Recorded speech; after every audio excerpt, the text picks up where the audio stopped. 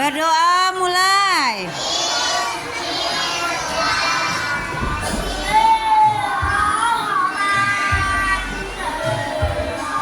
Suaranya mana?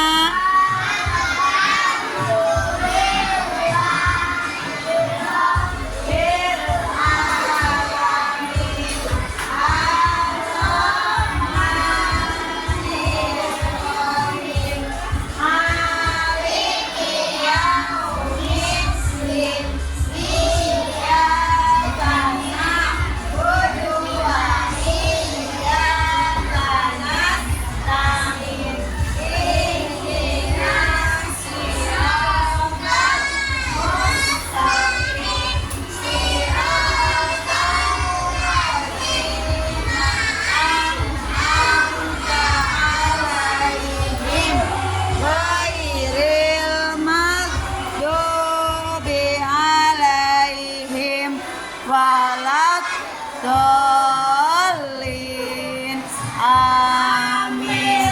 Rabbi zidni ilman warzuqni fahman. Ya Allah, tambahkanlah ilmuku dan petinggikanlah kecerdasanku. Amin. Siap berdiri.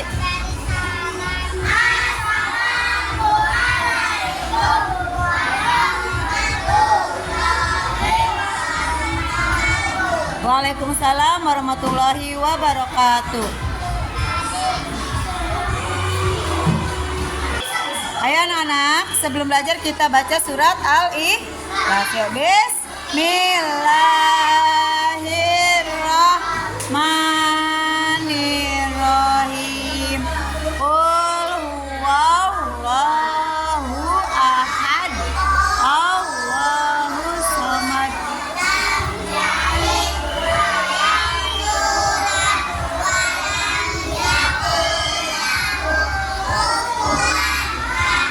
Surat An-Nas. Bismillahirrahmanirrahim. Qul a'udzu birabbin nas, malikin nas, ilahin nas, min syarril waswasil khannas, allazi yuwaswisu fi sudurin nas minal. Apakah hari ini kalian happy? Apakah hari ini kalian happy? Punya rencana apa besok dengan orang tua? Siapa yang mau jalan-jalan? Saya. Mau jalan-jalan sama mama? Sama papa mau jalan-jalan? Kemana jalan-jalannya? Oh, berarti kamu kemana jalan-jalannya?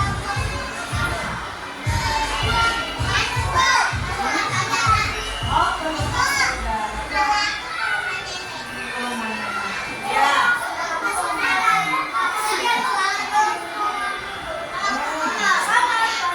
Ya, sekarang masih ingat dengan goyangan kelas? Masih ingat dengan kesepakatan kelasnya? Masih ya? Kalau melanggar aturan kalian ngapain? Hah? Mau belajar dengan tertib hari ini? Katakan siap. Ayo, ucapkan kata-kata positif. Aku bisa. Aku bisa. Aku hebat. Aku hebat. Aku cerdas. Aku cerdas. Tepuk satu, B.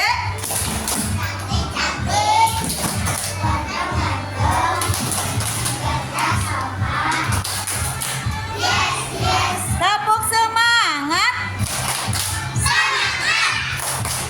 Semangat. Hari ini kita mulai belajar ya. Hari ini siapa yang tidak masuk? Kanaka, ya. Coba sebutkan. Ibu absen coba. Dari huruf paling belakang. Zelin. Apa? Dari huruf Z, Zelin. Apa? Sebutkan. Hah? Apa Zelin? Zebra. Coba. Muhammad Rafael. Apa? Macan. Dari Fatan. Vampir. Bani. Bola. Frederica. Fanta. Albias. Air. Pandu. Pisang. Oke, terima kasih ya. Happy? Happy. Tadi sudah berdoa. Happy birthday to you. Nah, tadi sudah berdoa ya sebelum pulang. Nah, kalau sudah berdoa harus ngapain? Jangan lupa rapikan bukunya sudah. Kalau sudah, piket dulu, bersihkan dulu kelasnya, oke? Ya, ayo bersihkan kelasnya. Disapu dulu. Tasnya ditaruh dulu dong.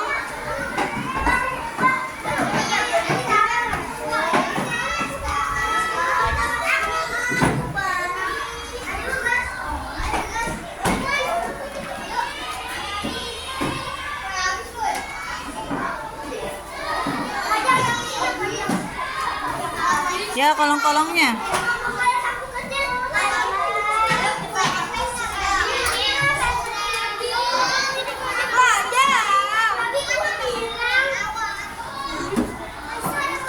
Kalau yang nggak kebagian sapu sama pelan, ambil aja sampahnya, pungutin.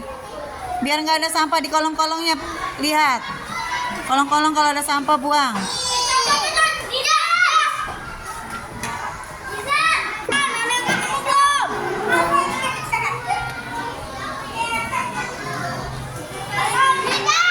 Kursinya jangan lupa, kursinya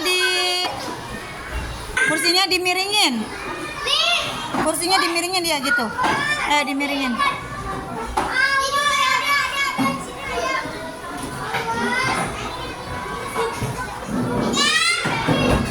Ya, kalau sudah selesai piketnya, taruh refleksinya di sana. Hari ini happy atau sedih atau senang gitu. Ya, di sana. Taruh di sana. Taruh.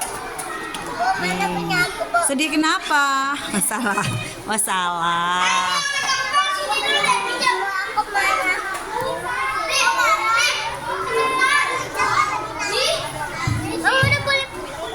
Iya, udah. Assalamualaikum warahmatullahi wabarakatuh. Alhamdulillahirabbil alamin wa bihi nasta'in wa ala umuri dunya waddin. Wassalatu wassalamu ala asyrofil anbiya'i wal mursalin wa ala alihi washabihi ajmain. Yang saya hormati Ibu Kepala Sekolah dan Dewan Guru yang saya cintai. Baiklah, saya di sini ingin memberikan diseminasi tentang aksi nyata, yaitu budaya positif di sekolah.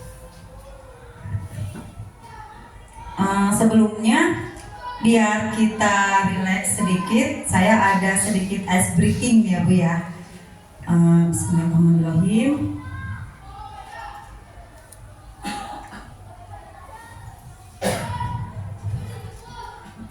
Nah, kita ice breaking dulu. Kita tebak gambar Bu. Tebak gambar, lalu mengucapkan kata. Ya, siap ya Bu ya? Nah, coba tebak kalimat apa yang terbentuk dari gambar berikut ini?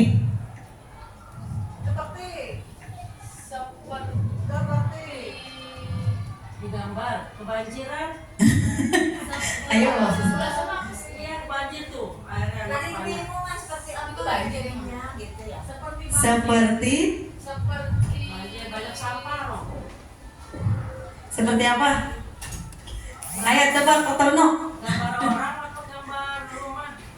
Ini gambar rumah, ini rumah. Kok pada nggak buka Facebook? Orang lebih seperti pemandangan. No. Siapa yang tahu? Oh, ini lagi ngelamun, pengen punya rumah. Sesuai Dia ini apa ini? Lagi ngelamun, pengen punya rumah. tiga dis Sepertiga di Seperti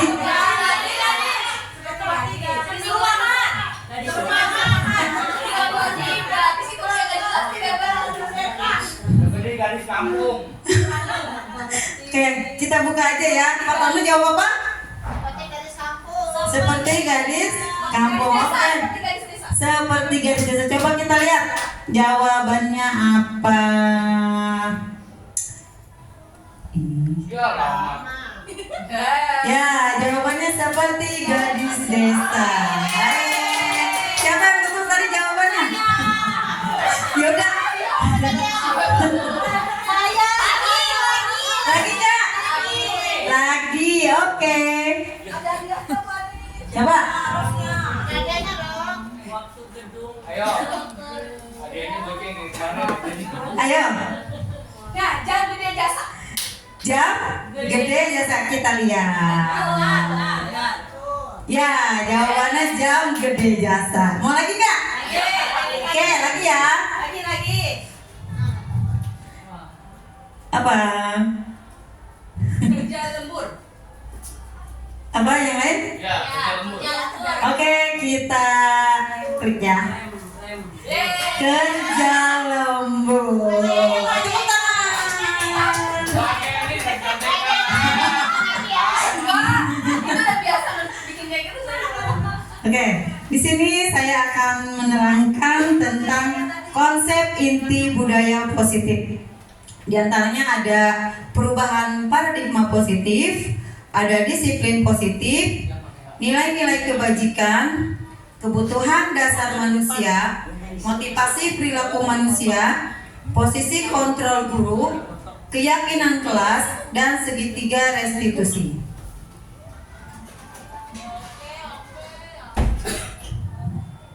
Pembelajaran dengan paradigma baru. Pembelajaran dengan paradigma baru merupakan pembelajaran yang dirancang berdasarkan prinsip pembelajaran berdiferensiasi sehingga peserta didik belajar sesuai kebutuhannya berdasarkan tahap perkembangan sesuai teori psikologi modern untuk mewujudkan profil pelajar Pancasila. Kita klik lagi. Nah, di sini ada bagian-bagian dari profil pelajar Pancasila. Ada yang udah bisa nyanyiin? Coba tepuk Peli, Mak. Profil pelajar Pancasila. Ayo. Coba kita nyanyiin ya. Ya. Kalau nyanyi bisa nggak? Bisa. Coba. Pelajar Pancasila beriman dan bertakwa pada Tuhan yang esa dan berakhlak mulia, berkebinekaan global, gotong royong mandiri, kreatif dan bernalar kritis. Coba apa sih yang kita harapkan dari anak-anak didik kita? Ya. Pernah nggak ibu melakukan budaya positif di sekolah? Saya yakin pernah. Coba, siapa yang tahu contohnya budaya positif di sekolah apa? Contohnya Contohnya apa, Bu Meti? meminta izin ketika ke toilet. Ya, meminta izin ketika ke toilet. Siapa lagi? Contohnya, buang sampah pada tempatnya. Ya, terus siapa lagi yang tahu? Mengucapkan salam. Mengucapkan salam. Kalau mau belajar biasanya ngapain, Bu? Budaya positifnya? Berdoa. Itu memang sudah kita lakukan di sekolah ya. Budaya positif itu sudah kita lakukan di sekolah. Tetapi di sini saya hanya ingin menebalkan kembali seperti apa sih budaya positif di sekolah itu kita terapkan. Tentunya sesuai dengan profil pelajar Pancasila. Nah, di sini ada miskonsepsi tentang teori kontrol. Yang kita tahu, ilusi guru mengontrol murid. Ilusi bahwa semua penguatan positif efektif dan bermanfaat. Sementara ilusi bahwa kritik dan membuat rasa bersalah mampu menguatkan karakter. Ilusi bahwa orang dewasa berhak memaksa. Kita sebagai orang dewasa terkadang, ya guru terutama, terkadang kita itu memaksakan kehendak kita bahwa kontrol diri di sekolah itu, di kelas itu kita yang memegang. Tapi ternyata tidak.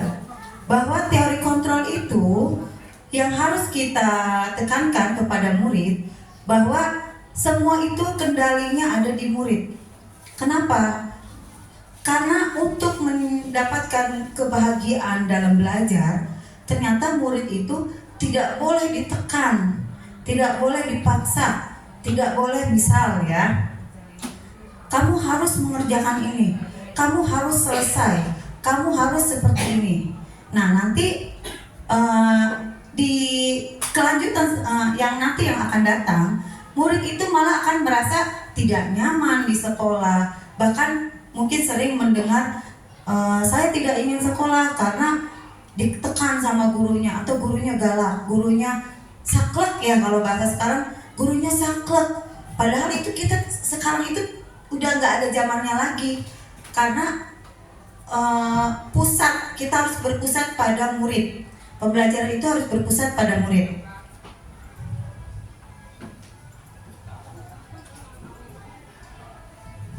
Di sini ada disiplin positif. Disiplin berasal dari kata disiplina yang artinya belajar. Disiplin mengacu pada disiplin diri yang memiliki tanggung jawab terhadap apa yang dilakukannya berdasarkan nilai-nilai yang diyakini. Disiplin positif merupakan salah satu cara penerapan disiplin yang bertujuan untuk menumbuhkan kesadaran serta memberdayakan peserta didik tanpa imbalan, penghargaan atau reward, ancaman atau hukuman.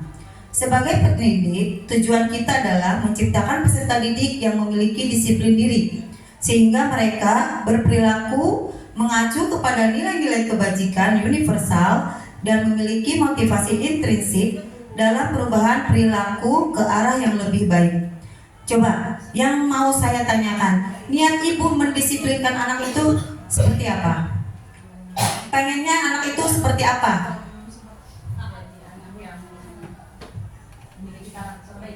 Memiliki karakter yang baik. Contohnya, biar anak disiplin biasanya apa? Tanggung jawab. Dalam hal apa? Misalnya mengerjakan tugas yang diberikan. Ya, itu mungkin jadi ke peraturan ya. Intinya peraturan. Di sini saya akan menjelaskan tentang mana sih yang baik untuk murid, peraturan atau keyakinan. Memang disiplin itu bagus untuk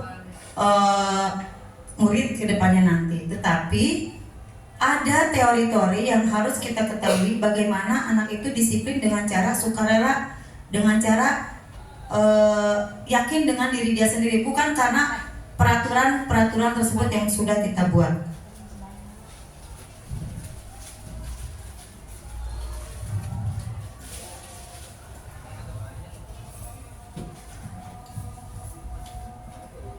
Dulu ya aja.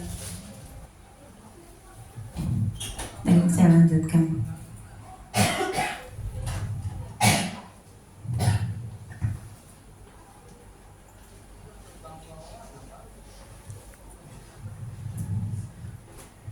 Di sini ada nilai-nilai kebajikan. Nilai-nilai yang disepakati bersama, lepas dari suku bangsa, agama, bahasa maupun latar belakangnya. Yang pertama yaitu tentang profil pelajar Pancasila. Beriman, bertakwa kepada Tuhan Yang Maha Esa dan berakhlak mulia. Itu sudah kita lakukan di sekolah kita. Alhamdulillah di sekolah kita nggak ada Bu yang nggak punya agama. Alhamdulillah di sini punya agama semua ya Bu ya. Ada yang agama Islam, Kristen, walaupun minoritas mereka, tetapi kalau di kita kan alhamdulillah mayoritasnya itu Islam. Dan sudah juga beriman dan bertakwa kepada Tuhan Yang Maha Esa dan berkebinekaan global. Karena kota Tangerang ini terdiri dari berbagai macam daerah, dari berbagai macam suku. Alhamdulillah di kota Tangerang juga sudah menerima berbagai macam keberaneka-ragaman budaya, dari Jawa, dari Sumatera, dari Sulawesi, semua berkumpul di kota Tangerang. Siapa yang tahu kenapa bisa terjadi seperti itu? Karena sudah digambarkan di dalam Al-Quran juga bahwa manusia diciptakan berbeda-beda. Iya, karena di dalam Al-Quran sudah diciptakan bahwa manusia itu bersuku-suku, berbangsa-bangsa. Dalam Al-Hujurat ayat 13. Ya, terima kasih Bu Ustazah. Tepuk tangan lah tuh buat Bu Ustazah. Nanti kita makan-makan ya Bu Ustazah. Ya, terus kita juga rakyat Indonesia sudah terbiasa bergotong royong. Sudah terbiasa berpikiran bergotong royong. Tidak ada, ya walaupun sekarang sudah semakin kesini semakin menipis rasa kekeluargaan, rasa simpati, sekarang jadi lebih ke cuek gitu ya. Ya, lebih ke individual. Tetapi kita masih berpegang teguh bahwa Indonesia itu negara yang bergotong royong.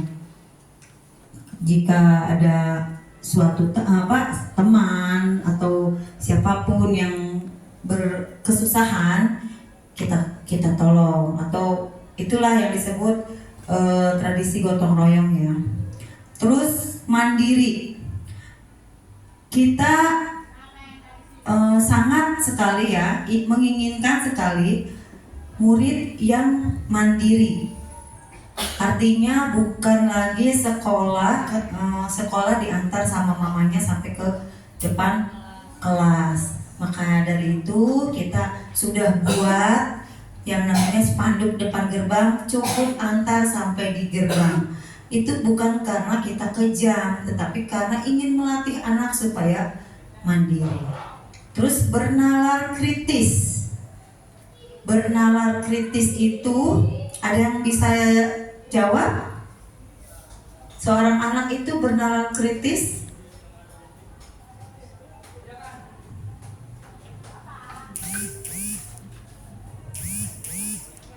ya, kita mengharapkan siswa kita mengikuti profil pelajar Pancasila yang sekarang lagi digaung-gaungkan nih sama Mas Menteri. Nah, bernalar kritis itu bahwa siswa kita sudah mulai bisa menyerap informasi mana yang negatif, informasi mana yang positif untuk dilakukan. Ya, syukur-syukur mereka mempunyai informasi yang negatif tidak diserap ke dalam diri dia. Syukur-syukur hanya mendengar tetapi tidak diterapkan. Alhamdulillah kalau sampai sudah bisa membedakan mana yang bernalar kritis, mana yang positif dan mana yang negatif. Dan kreatif. Kita mengharapkan anak kita itu mempunyai kreatif. Karena dengan kreatif anak itu bisa berkembang. Tidak kita tuntun. Kita harus begini, harus begitu, tetapi anak punya ide sendiri, itu harus kita dukung. Karena kalau tidak kita dukung, kreativitas dia itu terkungkung, terpenjara. Aduh, aku padahal pengen begini, tapi sama bu guru nggak boleh, harus sesuai buku, harus sesuai ini. Tidak. Mudah-mudahan kita di sini berpikiran terbuka dalam profil pelajar Pancasila tersebut. Di sini ada toleransi, rasa hormat, integritas, menghargai, antusias, empati, keingintahuan, kreativitas, kerjasama, percaya diri, dan komitmen.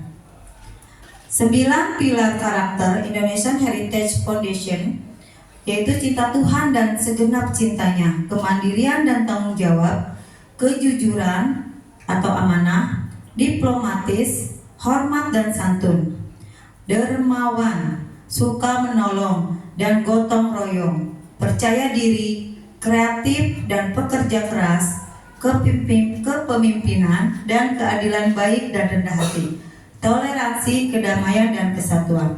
Mau nggak Bu punya anak didik seperti itu? Nah, jadi sekarang kita sama-sama, yuk kita bangun anak itu pelajar yang berprofil Pancasila. Yang tadi ya, tadi ada benar kritis, beriman dan bertakwa, terus mandiri, kreatif, terus berkebinekaan global. Itu harus kita terapkan di kelas kita masing-masing. Di sini ada kebutuhan dasar manusia. Coba, kalau ibu-ibu biasanya butuhnya apa?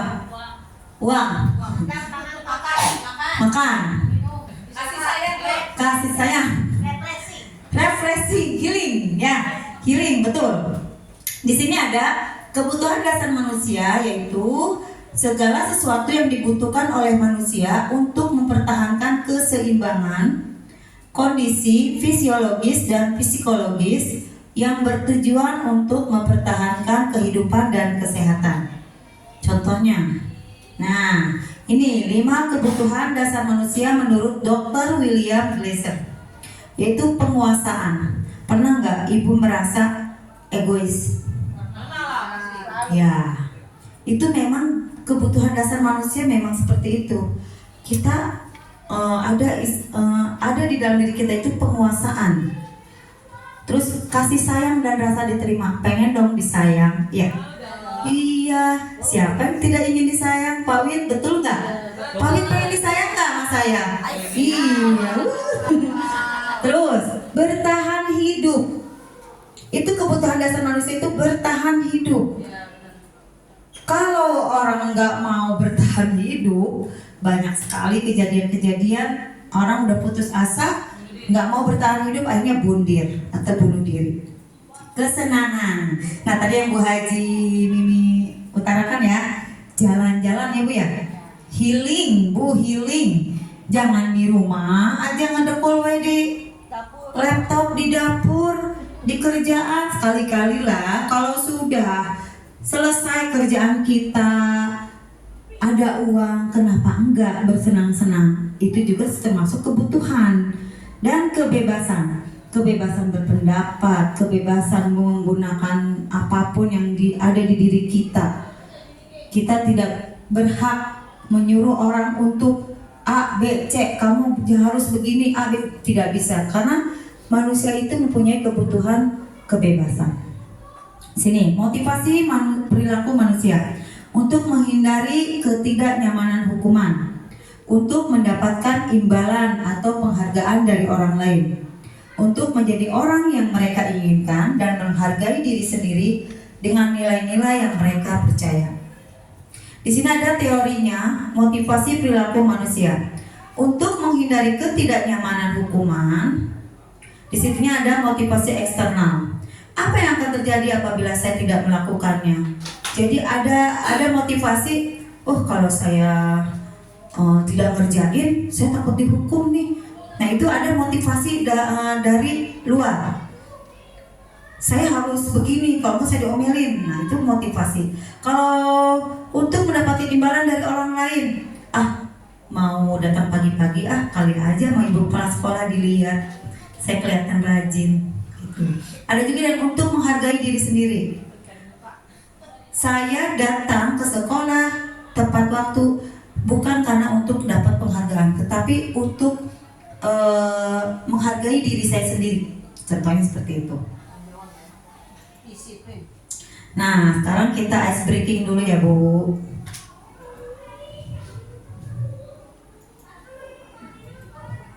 Bangun dulu deh, Bu, biar semangat.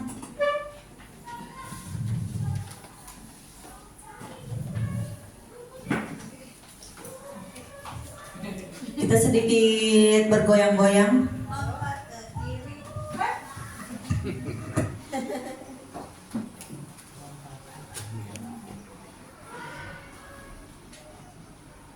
Meraih Tuhan. Meraih, nah ini ice breaking kita. Ya, bagus. Lari lagi. Speakingnya Gojek 10.000. Depan tiga. Biar kita mulai. Shoot.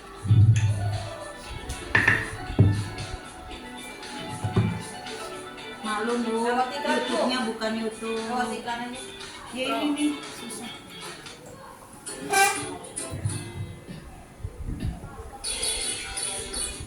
Pause dulu deh, pause dulu.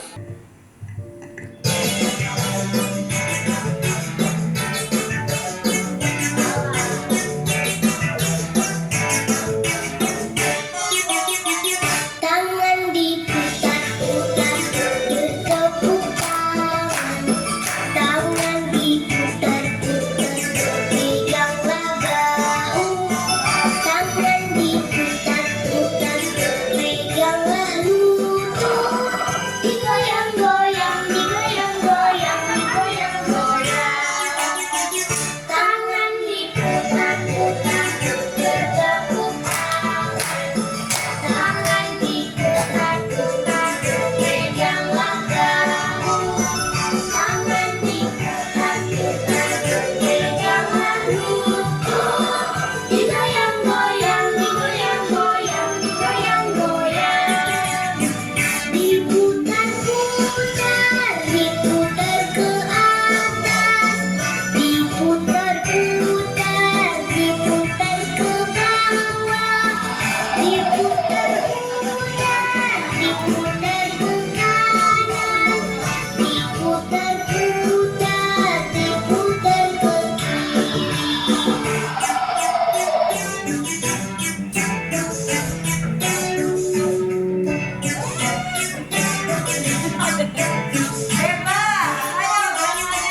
tangan diputar-putar bertepuk tangan. Tangan diputar-putar peganglah bahu. Tangan diputar-putar peganglah lutut. Digoyang-goyang, digoyang-goyang, digoyang-goyang. Tangan diputar-putar bertepuk tangan. Tangan diputar-putar peganglah bahu. Tangan diputar-putar peganglah lutut. Digoyang-goyang, digoyang-goyang, digoyang-goyang. Diputar-putar, diputar ke atas. Diputar-putar, diputar ke bawah. Diputar-putar, diputar ke kanan. Diputar-putar, diputar ke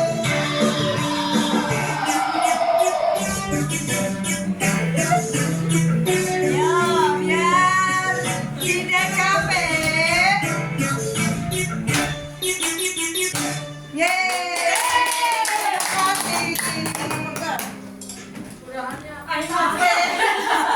Gimana, Bu? Capek nggak? Encok lumayan ya. Terima kasih ibu-ibu. Kita lanjutkan.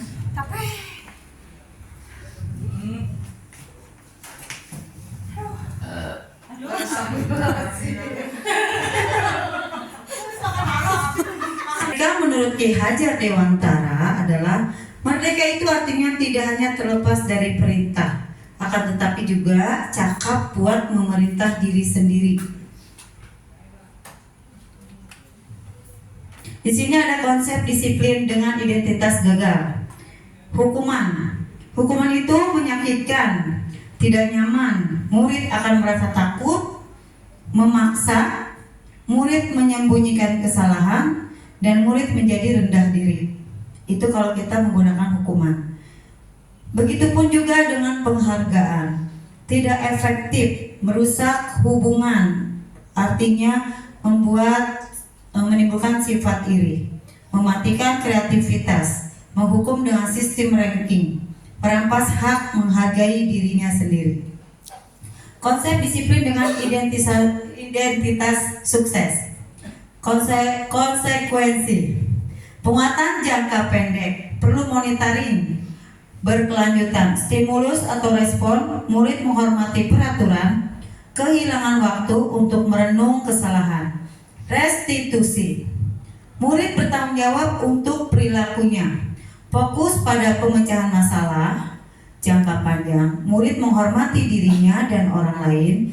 Teori kontrol, dirinya memegang kontrol. Murid bersemangat memperbaiki kesalahan. Nah, di sini ada konsep disiplin atau pendekatan restitusi, sebuah cara menanamkan disiplin positif pada murid. Pengertian restitusi. Proses menciptakan kondisi bagi murid untuk memperbaiki kesalahan mereka, sehingga mereka bisa kembali pada kelompok mereka dengan karakter yang lebih kuat. Ciri-ciri restitusi. Bukan paksaan. Restitusi menuntun untuk melihat ke dalam diri. Restitusi mencari kebutuhan dasar yang berdasari tindakan. Restitusi diri adalah cara yang paling baik. Restitusi fokus pada karakter bukan tindakan. Restitusi fokus pada solusi. Restitusi mengembalikan murid yang berbuat salah pada kelompoknya. Nanti boleh ada pertanyaan. Contoh kasus. Contohnya, siswa sering tidak mengerjakan PR. Hukumannya, guru menghukum siswa tersebut hormat bendera selama 10 menit. Guru marah dan murid menjadi takut. Konsekuensi itu guru memberikan konsekuensi untuk mengerjakan PR-nya saat istirahat atau dikerjakan sebanyak 3 kali lipat. Guru tegas dan siswa menghormati peraturan. Kalau kita menggunakan restitusi, guru menanyakan keyakinan kelas atau dirinya dan membantu siswa menyelesaikan masalahnya. Guru terbuka dan siswa menghormati dirinya dan orang lain. Jadi yang paling baik itu adalah kita menggunakan restitusi. Jadi restitusi itu di sini ada 5 posisi kontrol restitusi. Ada sebagai penghukum, pembuat rasa bersalah, pemantau, teman, atau manajer. Kira-kira ibu ada di posisi mana? Sebagai 5 posisi kontrol restitusi, ibu ada di posisi mana? Selama ini, yang selama ini ibu kerjakan jika anak melakukan kesalahan, ibu ada di posisi mana? Teman. Terus ada yang di posisi penghukum? Banyak. Kita menemukan banyak sekali guru ada di posisi penghukum. Yang paling bagus yang mana? Contohnya, bisa Bu Tepi kita peragakan? Sini, saya minta tolong. Ini anak bermasalah. Nih, ini anak yang bermasalah nih Bu, gitu. Contoh penghukum ya. Patuhi aturan di sekolah, berdiri sana di depan kelas. Itu contoh penghukum. Kalau pemantau, kamu sudah melanggar, apa peraturan dan konsekuensinya? Untuk yang pembuat rasa bersalah, berapa kali sih Bu Guru harus bilang, memberitahu kamu, Bu Guru kecewa sama kamu? Itu namanya pembuat rasa bersalah, membuat anak merasa bersalah. Yang teman, ayo dong tertib, bikin Bu Guru bangga. Kali ini kamu gak apa-apa salah, tertib ya. Jadi kayak teman, kita tuh negur anak salah itu. Dan yang terakhir, manajer, apakah kamu tahu kesalahanmu? Jadi kalau manajer itu lebih ke bijaksana, tegas, bijaksana, tapi tidak memvonis anak itu langsung, aduh saya salah gitu. Kira-kira bagaimana kamu akan memperbaiki kesalahan ini? Kalau posisi manajer itu adalah menanyakan dulu, menstabilkan dulu identitasnya. Kenapa kamu berbuat seperti itu? Jadi ditanyain dulu, Bu, apa sih yang bikin kamu seperti itu? Gitu. Itu namanya posisi manajer. Silakan duduk, terima kasih Bu Tepi. Salim, iya bagus.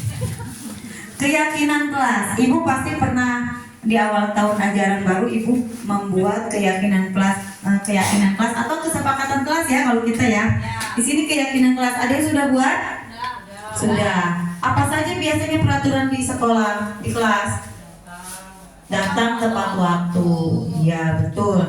Mengapa kita memiliki peraturan dengan menggunakan helm pada saat mengendarai kendaraan roda 2? Mengapa kita memiliki peraturan tentang menggunakan masker dan mencuci tangan setiap hari?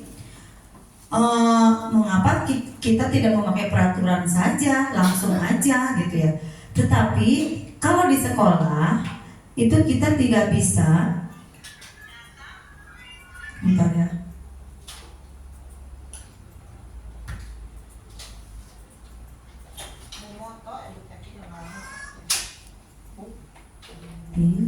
Keyakinan kelas. Nah, di sini saya sudah membuat keyakinan kelas karena saya ngajar kelas 1. Saya membuat satu peraturan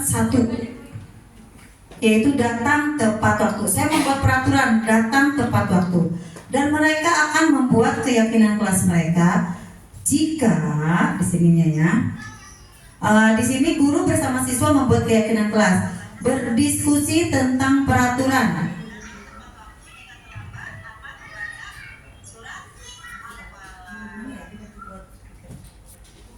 Ya, di sininya ada seorang anak yang memiliki kesepakatan bahwa jika dia terlambat, dia akan membaca surat Al-Ikhlas atau Al-Falaq gitu. Alhamdulillah. Jadi dengan dia memiliki konsekuensi pada diri sendiri, tanggung jawab pada diri sendiri, bukan karena takut dengan hukuman. Jadi dia akan bertanggung jawab dengan keyakinan dia bahwa kalau dia melanggar, saya akan membaca surat Al-Falaq. Jadi berikan kenyamanan bagi anak, karena pembelajaran kita saat ini adalah bagaimana caranya pembelajaran itu berpusat pada murid. Saya lanjutkan.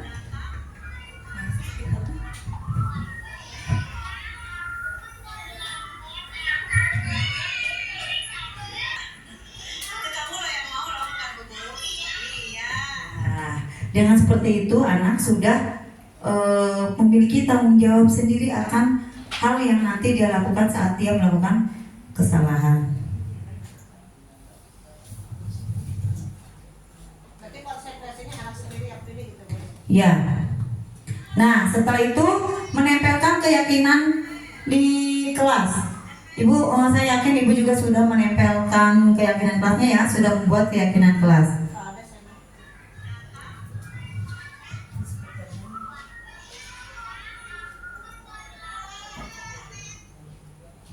Bagaimana pembentukan keyakinan kelas? Karena sudah dibuat, kita lanjut lagi ke segitiga restitusi. Di sini sampai di sini ada yang mau ditanyakan? Cukup. Di sini ada menstabilkan identitas, ada validasi tindakan yang salah dan menanyakan keyakinan. Ini kemarin saya mendapatkan tugas demonstrasi konseptual 1.4 itu membuat segitiga restitusi. Ini videonya, Bu. Ini video asli.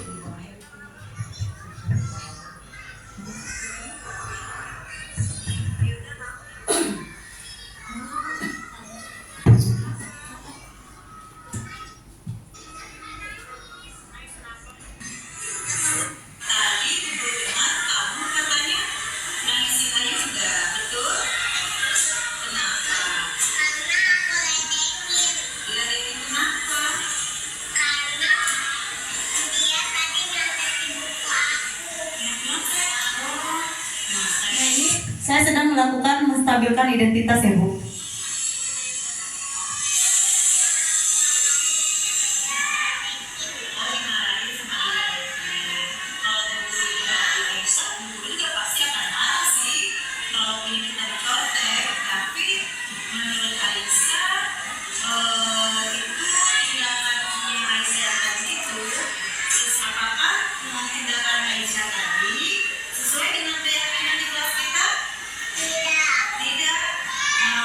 Nah, itu saya sedang melakukan validasi tindakan yang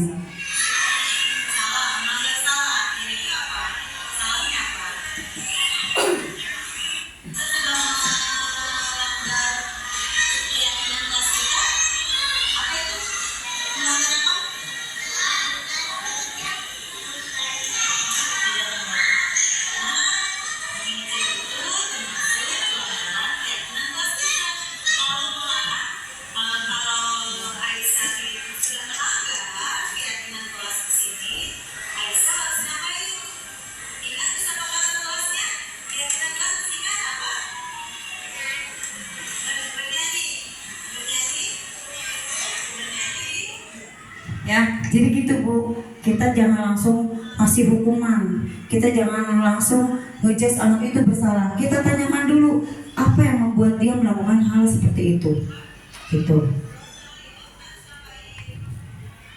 Nah ini kasus kedua dengan anaknya Bu Fatimah nih. Ini asli videonya, dia habis ngejepit tangannya anaknya Bu Fat ya, Bu Fat.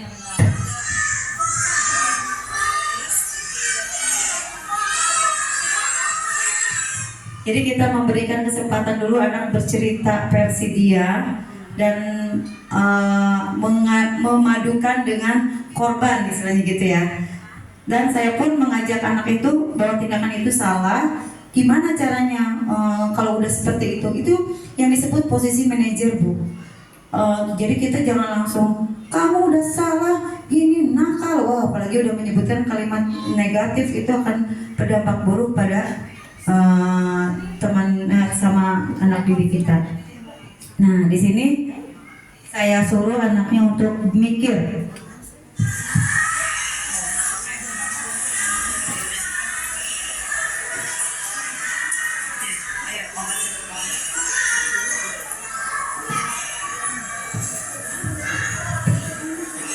Jadi udah dicuci tangannya ya?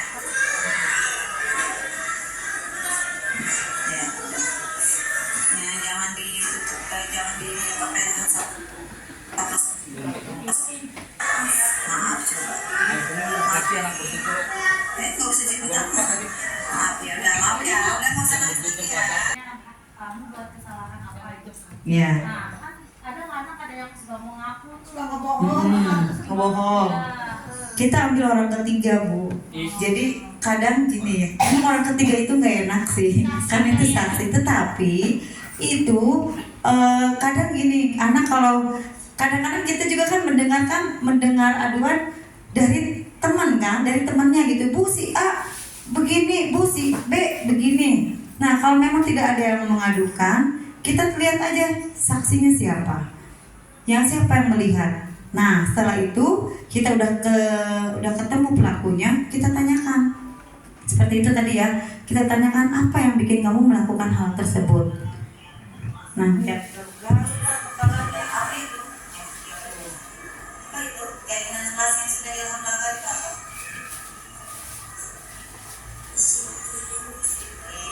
Dia sudah merasakan sendiri dampak ke diri dia. Oh saya udah melanggar disiplin gara-gara saya jalan-jalan, gara-gara saya bercanda, akhirnya melukai temannya sendiri. Seperti itu. Jadi saat kita melakukan investigasi terhadap siswa, kita jangan langsung mendengarkan hanya dari satu aduan. Kita tanyakan dulu ke orang yang sebagai pelaku gitu. Kenapa kamu melakukan itu?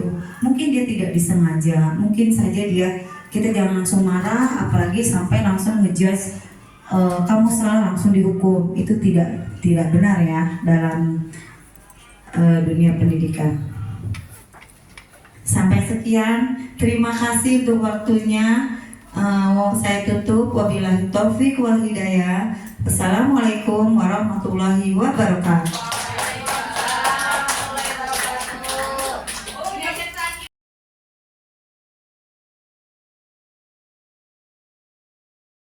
Baca yang ininya, datang tepat waktu. Surat apa? Akan membaca surat Al-Falaq. Kamu juga sama. Datang tepat waktu, jika terlambat akan membaca surat Al-Falaq. Datang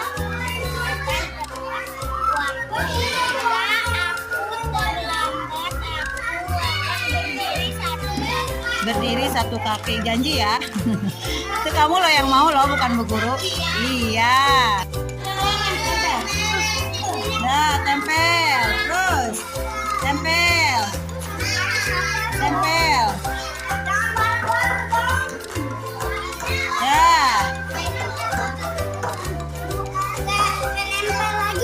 Ya. Udah, oke. Terima kasih.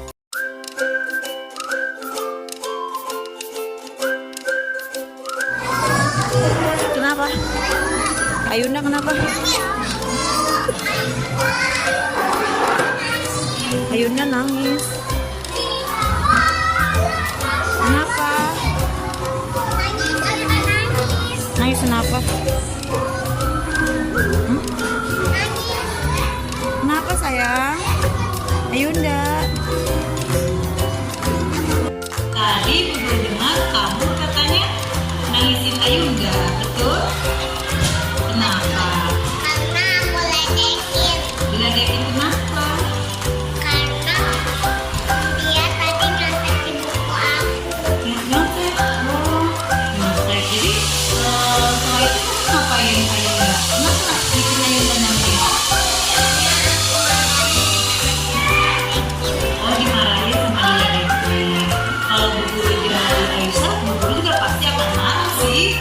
Kalau punya kita dicontek, tapi menurut Aisyah itu tindakannya Aisyah yang tadi itu, apakah tindakan Aisyah tadi sesuai dengan keyakinan di kelas kita? Tidak. Tidak. Berarti sudah melanggar apa itu? Salah, melanggar salah. Yaitu apa? Salahnya apa? Itu sudah melanggar keyakinan kelas kita. Apa itu? Melanggar apa? Tidak menghormati, karena mengejek itu termasuk pelanggaran keyakinan kelas kita. Kalau melanggar, kalau Aisyah sudah melanggar keyakinan kelas di sini, Aisyah harus ngapain? Ingat kesepakatan kelasnya? Keyakinan kelas ingat apa? Bernyanyi. Bernyanyi? Bernyanyi di hadapan kelas ini ya. Kesepakatan Aisyah di sini ada. Dilihat di sini saya. Ini kesepakatan Aisyah di sini bernyanyi di depan kelas. Setelah itu harus ngapain? Ke Ayunda harus ngapain? Minta maaf. Nanti lain kali jangan diulangi lagi ya. Kamu boleh marah, tapi kalau memang ada yang mengganggu kamu, kamu laporkan sama Bu Guru. Jangan langsung mengejek Ayunda, ya. Oke, terima kasih Aisyah. Sebenarnya Kan aku cuma main doang sama dia. bercanda. Bercanda doang aku. Terus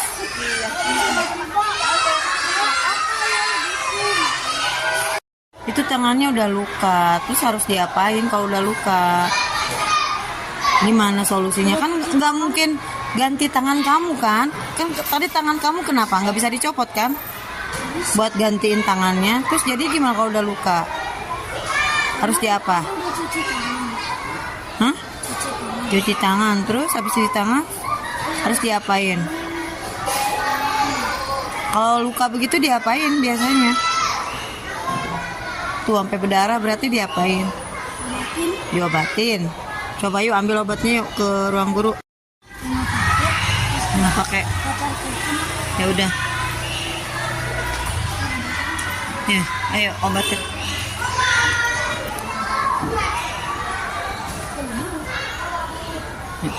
Tadi udah dicuci tangannya ya?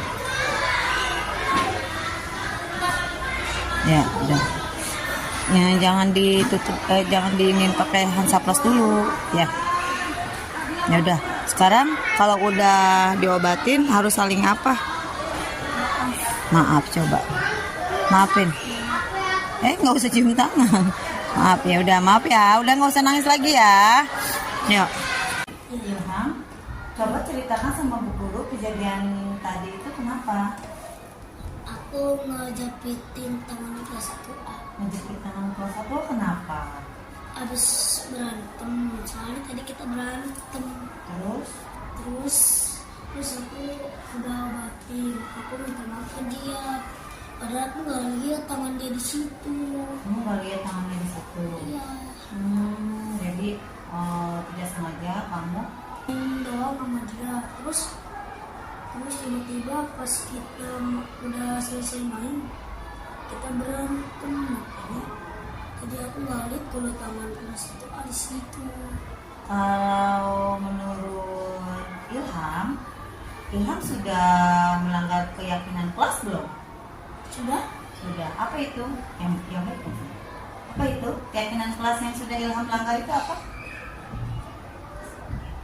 Disiplin, iya. Karena Ilham jalan-jalan di kelas, akhirnya bercanda, akhirnya sudah melukai temannya sendiri. Sekarang apa yang harus Ilham lakukan setelah melakukan kesalahan tadi?